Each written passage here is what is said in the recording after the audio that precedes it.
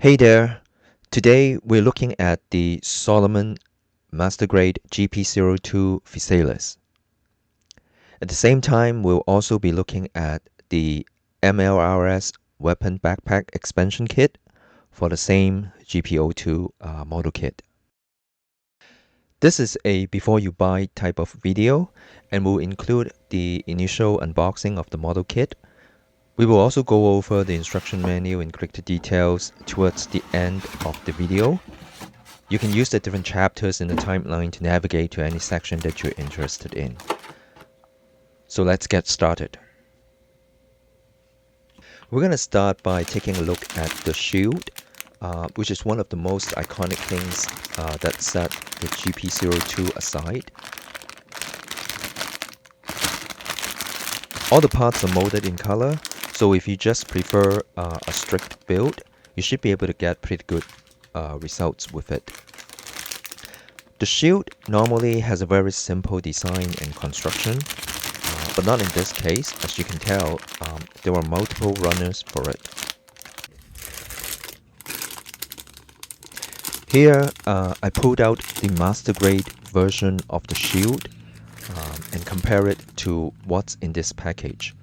They are about the same size, but in the Solomon version of the shield, it's made up of more integrating parts. It's more sophisticated. It's also slightly boxier and has sharper lines. There's a ton more details. So I do prefer the Solomon version overall. And here we're looking at the lower leg armor, and I do like this red color that they use for the red parts. It seems like they use a philosophy similar to the real grade, where the parts are intersecting with each other. And in here, I'm referring to sort of the grid that's on the bottom of the feet. They could have easily molded it as one piece, but they took the extra step and make different colored parts for it for the assembly. These silver parts are really nicely done. They don't look like a chrome piece, and they either molded in silver color or they're painted on. And I lean towards them being molded in silver color, and if that's the case, they really outdone what Bandai have been doing. Yeah, they just look gorgeous under the light.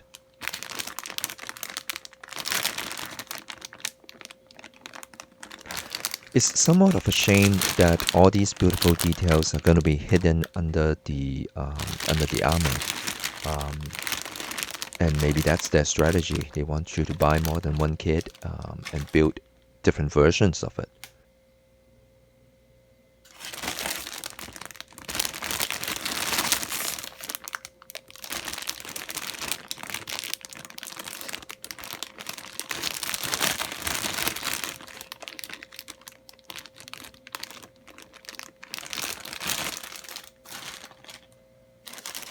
And again, there's something special about these gold and silver parts.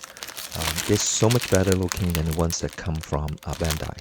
I had one of the Grandizer kits that is the black version with the gold and silver, and then not just that kit, but the gold and silver molded color parts from Bandai has always been not good. The blue color here is quite rich. As mentioned before, all the parts are molded in different colors, so it's very easy to do a strict build.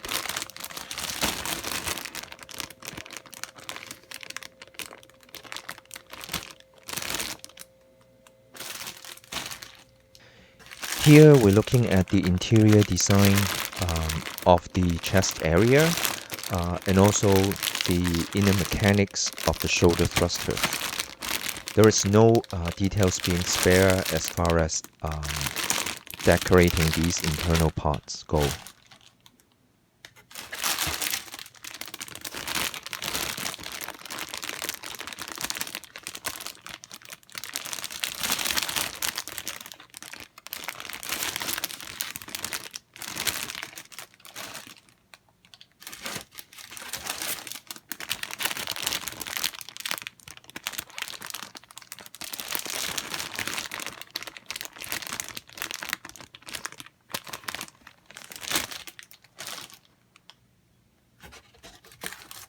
comes with a sheet of decals and foil stickers, and to top it off, it also has a few electronic pieces.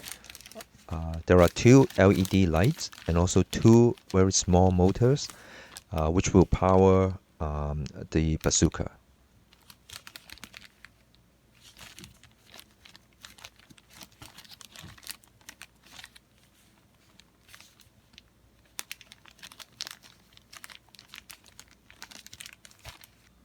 So finally, we're going to go over the instruction manual in more details. Right off the bat, I noticed that the head of the mobile suit looks slightly different on the instruction booklet, and that's because you can build this kit with an alternate sort of mass production head. So the instruction manual is actually in both Chinese and English, and we'll start with building up from the bottom of the feet and upwards. I like the fact that they use a different color to highlight certain parts so that it's clearer for you when you're putting it together. Part 1 focuses on the leg skeleton. Part 2 is the hip skeleton. Part 3 is the chest skeleton. And part 4 would be focusing on the arm skeleton. And it looks like you can build the interior mechanism without putting on any of the armors. Step 6 focus on the thrusters, and step 7 is attaching the outside armor to the legs. Step 8 is building the exterior armor for the hip, and 9 would be exterior armor for the chest, and step 11 is the arms assembly, and step 12 would be for the thruster armor assembly.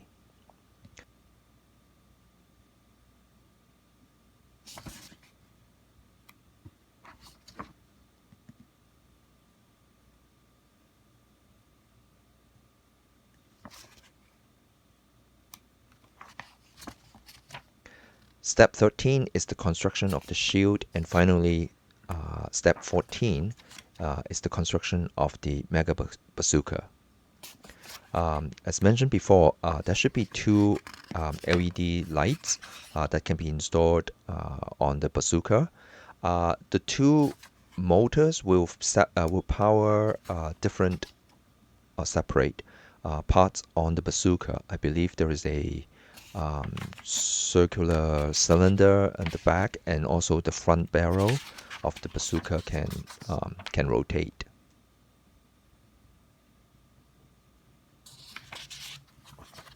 I love the fact that the instruction manual is very well laid out and very clear, and at any point in time you know exactly what you're building. You're not jumping from one part to the next. It's more satisfying knowing what you're building, and you can see it come together.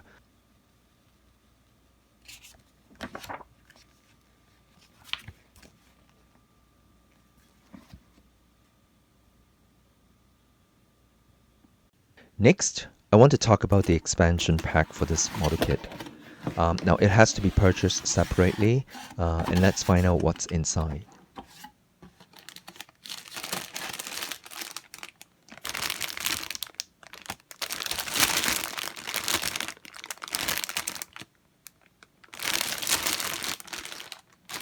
The MLRS weapons backpack system itself actually has about 6 to 7 runners in total. It has the same level of details as the main model kit, but what I didn't expect was the inclusion of clear parts. These are armors for the main kit that you can put on instead of the colored version that came with the main kit. There is a frosted look to these clear parts, which I do like in this case. I normally like just straight up clear parts, but these looks pretty good. I'll include a comparison shot here.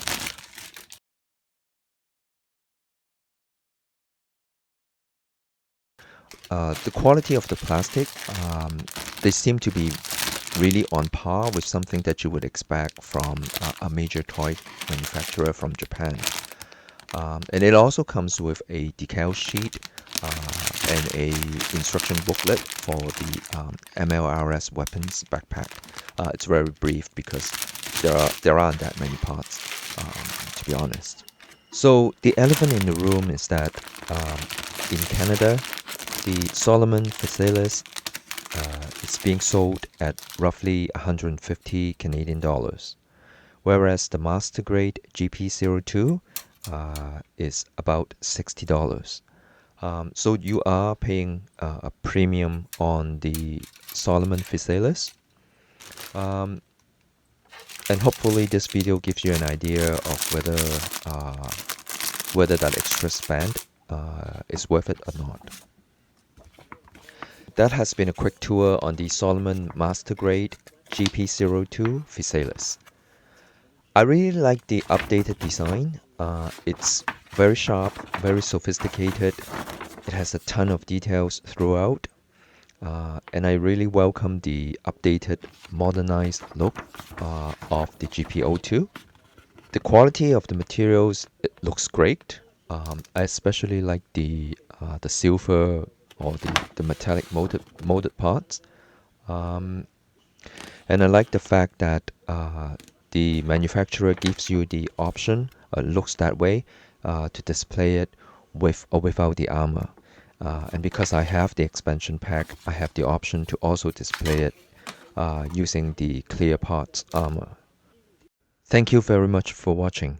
Please like and subscribe, and I'll see you very soon. The next video that I'm working on is on a thing called Monument.